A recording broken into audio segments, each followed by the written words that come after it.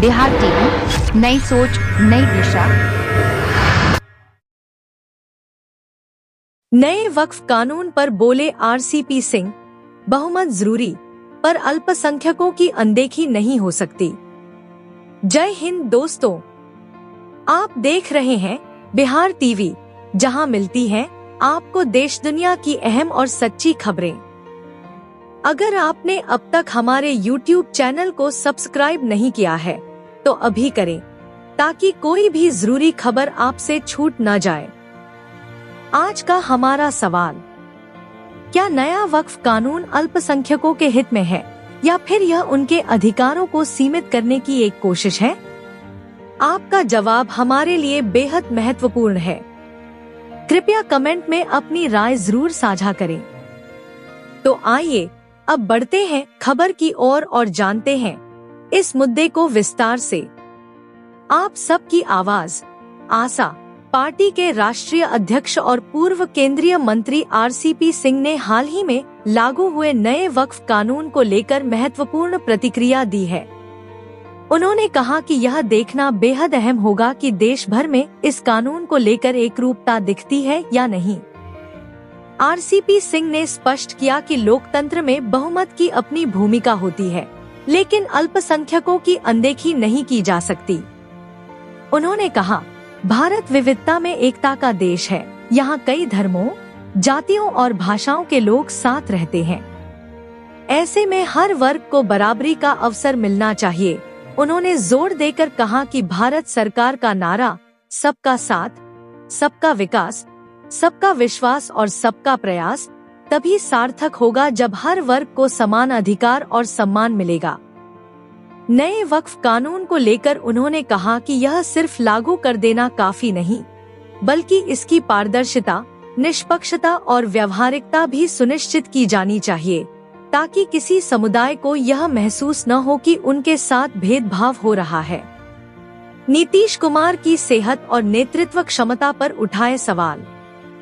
इसके साथ ही आरसीपी सिंह ने मुख्यमंत्री नीतीश कुमार की सेहत और कार्यशैली पर गंभीर चिंता जताई। उन्होंने कहा कि वह नीतीश कुमार के साथ लंबे समय तक काम कर चुके हैं और उन्हें एक समय पर रोल मॉडल माना जाता था, लेकिन अब उनकी सेहत और बॉडी लैंग्वेज से चिंता उत्पन्न होती है। उन्होंने कहा, हम उनके शुभचिंतक हैं। ईश्वर से प्रार्थना करते हैं कि वह स्वस्थ रहें। उन्होंने बिहार और समाज की जो सेवा की है वह सराहनीय है, लेकिन सवाल यह है कि क्या अब भी वे सक्रिय रूप से राज्य की सेवा करने में सक्षम हैं?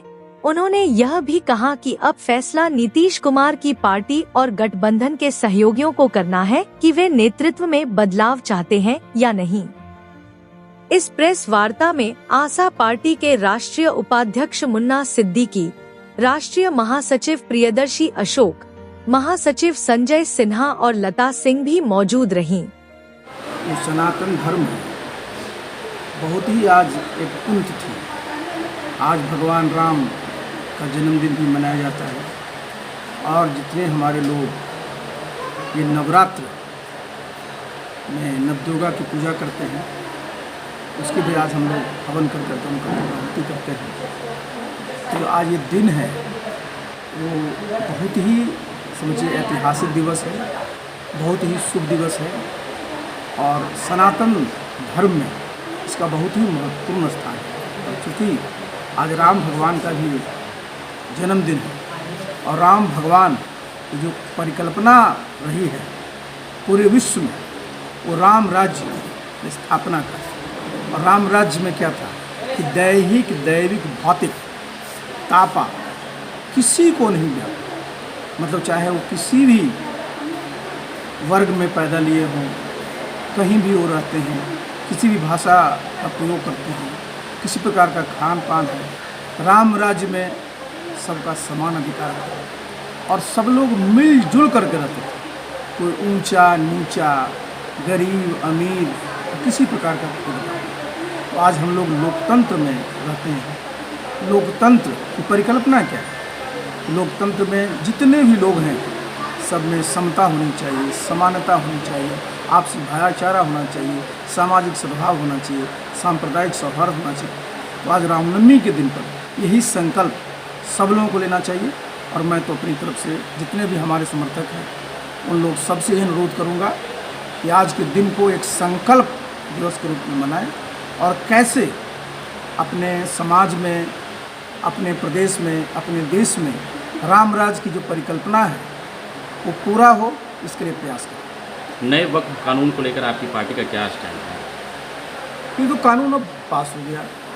अब देखिए, एक बात बता दूं, मैंने कहा कि राम राज्य की बात हमने आज की कि भाई जो सबसे अच्छा जिसको हम लोग कहते हैं वो गवर्नेंस किसको कहते हैं, जो इंक्लूसिव हो, जिसमें सबका विश्वास हो, सब लोगों को भरोसा हो। और भारतवर्ष का जो आप जानते हैं संविधान है, जितने भी वहाँ धर्म के मानने वाले हैं, जितने भी जाति के लोग हैं, सबके लिए समान अवसर दिया गया है। तो देखिए, किसी भी धर्म के बारे में अगर किसी प्रकार का कानून बनाया जाता है और बनाया गया है तो उसका ठीक से जब लागू करने की बात आती है तो जो उस धर्म के मानने वाले हैं उनको ऑन बोर्ड होना जरूरी पड़ेगा। और तभी ना आखिर ये जो पूरा का पूरा कानून भी लाए हैं, जो बनाए हैं, उसकी मनसा क्या है कि वही जो वक्फ की संपत्ति है, वक्फ की संपत्ति किसकी संपत्ति? आप जानते हैं कि जो मुस्लिम धर्म में बहुत लोग दान देते हैं कि भाई उनके पास जो संपत्ति है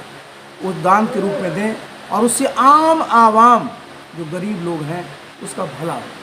तो एक अपने देश में पिछले वर्षों से इसकी एक परंपरा रही है और इसका एक इतिहास रहा है। और आप देख रहे हैं कि जब से ये बिल लोकसभा में आया, राज्यसभा में आया, पास भी हो गया, तो देश में एक जो समझिए एक रूपता जो इस पर एक दिखनी चाहिए थी वो नहीं है।